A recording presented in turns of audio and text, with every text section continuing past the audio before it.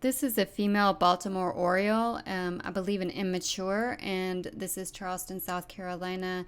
It's November of 2024, and she's got this yellow tone to her and her head and her breast and her tail.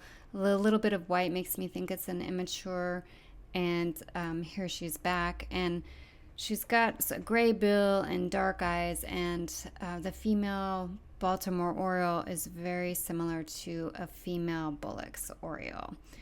So that can be confusing.